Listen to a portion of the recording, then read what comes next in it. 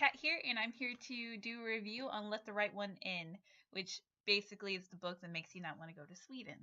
So what I'm going to do in this review is kind of do comparisons from the movie to the book, so there is going to be spoilers and other stuff amongst it. If you don't have a problem with that, that's chill. If you've already seen the movie but just kind of want to know why you should read the book, you should, I guess, listen.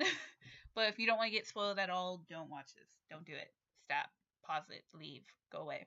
So basically, if you don't know the story of Let the Right One In, it's about this guy named a little kid named Oscar who's 12, who has a new neighbor who's Ellie, who's actually a vampire, and Ellie has this other guy who lives with her who helps kill and stuff for her while she tries to regain her strength, because if she doesn't feed as much, she gets weaker and weaker, and she tends to hibernate a little bit too. So she's just weak by the point that she moves in with Oscar. So in the movie version, which is this cover, you follow two perspectives: the Ellie's caregiver, take care person, and Oscar. Those are the only two perspectives you get. And Oscar is a borderline sociopath who's like almost he gets picked on in school. He pretends to kill people. He's Buffalo Bill in the making. If you watch Silence of the Lambs or something, he's a future serial killer. Um, so that's his storyline, and it's up to that until he meets Ellie on the playground. Now the other storyline that you get to see is her caregiver, about him, how he murders people, and like his train of thought, but it doesn't go as in depth as it does in the book. And so those are the two perspectives you see. In the book, though, you have like multiple perspectives. It's all in third person, so you don't really get to see from their point of view, but you still follow these different characters for each chapter. So one of them is Oscar's. That's the main storyline in the book, and then you have the caregiver. I don't remember his name, and even if I did, it's really hard to pronounce, so I'm not gonna butcher it like that. So yeah, and then you have Virginia, who is a older alcoholic lady who gets turned into a vampire by Ellie. So you follow her perspective, and then you have her boyfriend perspective, and then you kind of have Ellie's, and Ellie's is like a very small part of the book. What she goes through, you basically just see her kill people and like how she tries not to kill Oscar. So yeah, those are like the five perspectives you mainly follow in the book.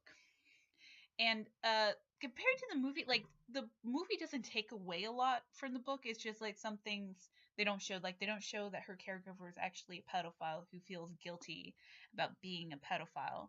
And so when she finds Ellie, well, Ellie finds him. He doesn't feel as guilty about his needs because she's technically a 200-year-old vampire. So she's not actually a child. And that's like the creepiest storyline of the whole book is just his mental thoughts and everything, and like how he's sort of a nice guy, but you're like he's not a nice guy. like his is so freaking creepy, and like how he regrets killing for Ellie, but he really loves Ellie, so he has to kill for her, and like what ultimately happens to him. It's all creepy and depressing, and you kind of want to feel bad for him, but you're like, eh. So yeah, his storyline is depressing, and they don't really go through with that in the movie. In the movie, he's just like somebody that you barely hear about. He's barely there, and then he disappears. Another really interesting storyline that's in the book that they kind of have in the movie is Virginia, how Virginia copes with being a vampire and her ultimate fate and all of that.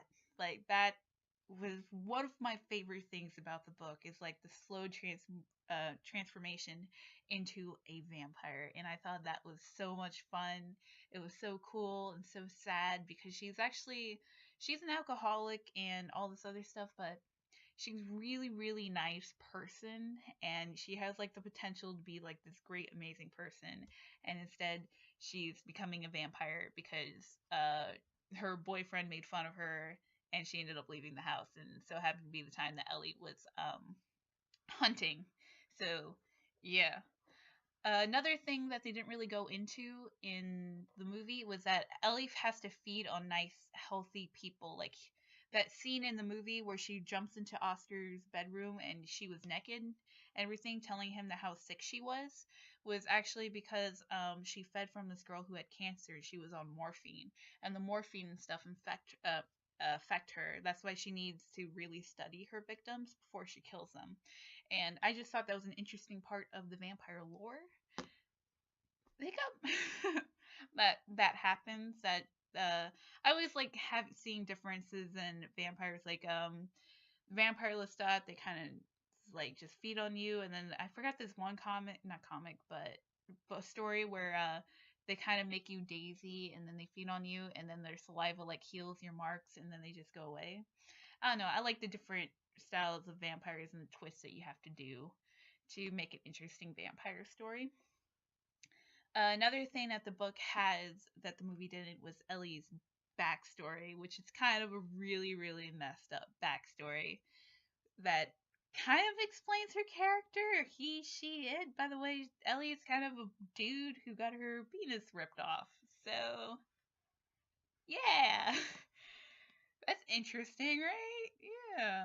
And so you have that going on, and then it has the relationship between Oscar and Ellie was there in the movie, but in the book it was kind of interesting that how Oscar really, really accepts Ellie and is kind of okay with killing people because he always imagined killing people.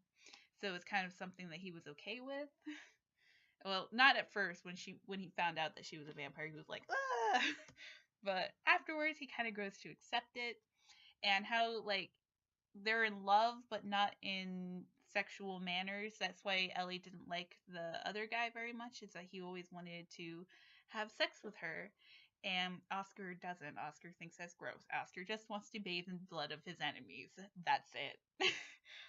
And I think that was kind of adorable but creepy, like I don't know. It was really, really good story. And I think it's worth it if you've only seen the movie to read the book, because the settings a lot more detailed and a lot creepier than in the movie.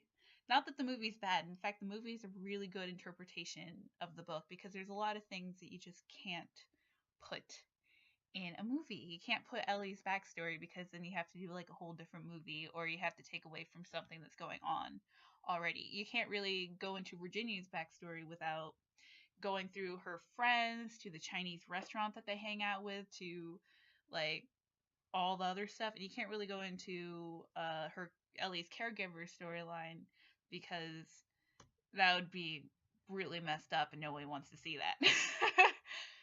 But you can read it because reading it seems a little bit like you're taking a step back than seeing it. So you got that going on.